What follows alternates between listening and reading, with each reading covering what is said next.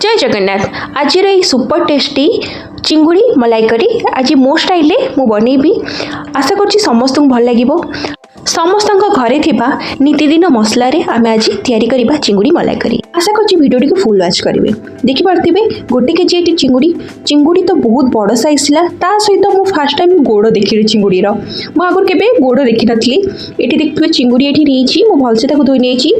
ये नड़िया मुझे दूसरी नड़िया रस जेहेतु आम ये मलाई करी बनाऊँ। आलू तो निश्चय पकड़ा जेहेतु आम ओडिया। आलू पियाज अदा रसुण कंचा लंका पोस्त। चलतु ये नड़िया को प्रथम तो पिटिकी आम भलसे कर सारापर ताकू मुझे कौन करी गोटे गिनारे नहीं जी। गिनारे गरम पानी देकी 5 ରୁ 10 मिनिट रखी। ये रखी कि आम नड़िया रसटा बाहर करवा टी गरम पानी देले आम नड़ियाटा सफ्ट हो जाए। जो ग्राइंडिंग करवा 4 ରୁ 5 थर ग्राइंडिंग कले भलसे जिते थर ग्राइंडिंग करेंगे से क्षीर बाहर नड़ियार। ये देखो मसला आम बाटी ना सब मसला माने मिसिकी ग्राइंडिंग करदेवी। ये देखते मसला ये आमर ये ग्राइंडिंग करदे। ये मसला होगा आड़ी नड़िया को भी बाटीदेवी।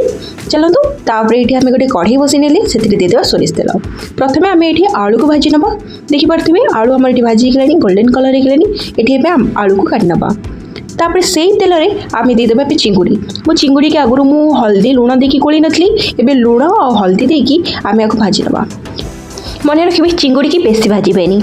तरकारी आमर चिंगुड़ी जिते कषा आउ जिते आम नड़िया क्षीर देकी जो फुटेबा ना चिंगुड़ी टेस्ट टी अलग प्रकार आसो। बेसी भाजीदे भल लगे। देखिपे ये नड़िया मु क्षीर सब बाहर कर लेली। तापर देखु ये नड़िया क्षीर बाहर करूँ ये आमर चिंगुड़ी भजा हो गलानी। एवं मुझे चिंगुड़ी गुड़ाक सब काढ़ी नेबी। गोटे कथा कह मोर गोटे क्वेश्चन आंसर देवी कि चिंगुड़ी भाजिले एते माने फेण कौन बाहर। जदि जानी ताने कमेंट सेक्शन में कमेंट देवे।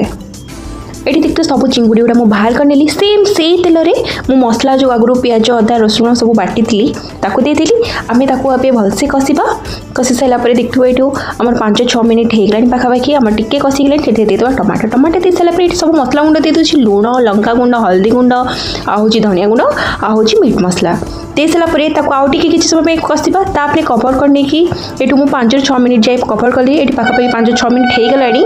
देखिपे ये आम मसला हो गलानी। एवं आम चिंगुड़ी आउ आलू को देदेवा। दे सारिकी भलसे आम मसला सहित चिंगुड़ी आलू को कषा। पाखापाखि 5 ରୁ 6 मिनिट जाए कषा। चिंगुड़ी आउ आलू को भलसे कषिले तार मसलाटा आम चिंगुड़ी जो सोक करवा ना बहुत ही भल लगे। चलते एवं टी कषि गलानी। एवं मुझे कभर कर नहीं जाऊँ 2 ରୁ 3 मिनिट। ये पाखापाखि मोर 2-3 मिनिट हो गलानी। चिंगुड़ी भी भलसे कषि गलानी। एवं देदेवा नड़िया क्षीर। तापर नड़िया क्षीर दे सारिकी भलसे गोले ना आउ टे मुझे गरम पानी दे दूची।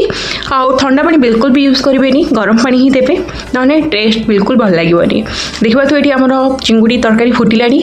आउ मुझे गोटा कंचा लंका दे दूची। गोटा कंचा लंका देले आउ टे टेस्ट बढ़ी। तापर ये अलैच आउ टे बेसी भल टेस्ट आने मुझे पूरा घरे थिबा मसला आम बनवा। अलैच डालचीनी कुटिकी मुझे दे दूची।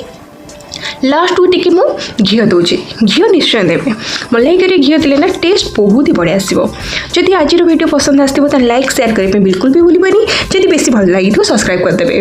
पाखे बेल आइकन प्रेस करदे जहाँकि मोर नुआ नुआ वीडियो नोटिफिकेशन पाई पारे। रोची देखा नेक्स्ट वीडियो रे। नमस्कार।